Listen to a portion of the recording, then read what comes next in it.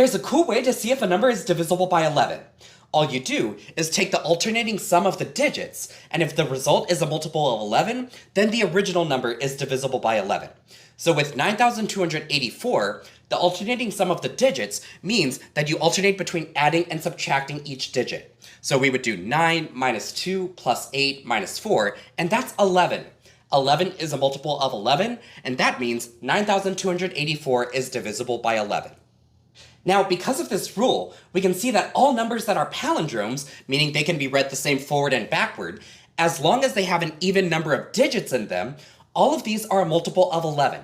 And we know this because if we do the alternating sum, we would always get 0, and 0 counts as a multiple of 11. So all of these are multiples of 11. Now, of course, why does this work? Well, let's use our original number, 9,284. We could break it up by place value.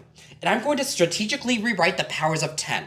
I'm going to rewrite 1,000 as 1,001 minus 1, 100 as 99 plus 1, and 10 as 11 minus 1, because 1,001, 99, and 11 are multiples of 11. Now, when we distribute, we can see that these underlined terms are already multiples of 11, so we don't have to worry about them. So if 9,284 is a multiple of 11, that forces negative 9 plus 2 minus 8 plus 4 to be a multiple of 11 as well.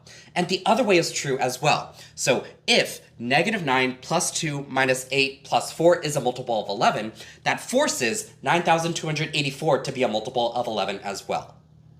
Now, you may have noticed that I did the opposite of this at the very beginning of the video. I did positive 9 minus 2 plus 8 minus 4. And to be honest, it really doesn't matter whether you're starting with a positive or a negative, because negative multiples of 11 still count as multiples of 11. Now, to generalize this, we can show the relationship between the powers of 10 and how it's always alternating between being 1 above and 1 below a multiple of 11. And we can do this with modular arithmetic. So 10 is equivalent to negative 1 mod 11, which is essentially saying it's 1 below 11. So when we raise each of these to the n, well, let's see what happens. If n is odd, well, negative 1 raised to an odd exponent is negative 1. So if 10 is raised to an odd exponent, it's always going to be 1 below a multiple of 11, as we see with 10 to the first, 10 to the third, 10 to the fifth, and so forth. And if n is even, well, negative 1 raised to an even exponent, that equals 1. So that means if 10 is raised to an even exponent, it's always going to be 1 more than a multiple of 11, as we see with 10 squared, 10 to the fourth, 10 to the sixth, and so forth. So there you have it, a quick way to see if a number is divisible by 11 and why this works.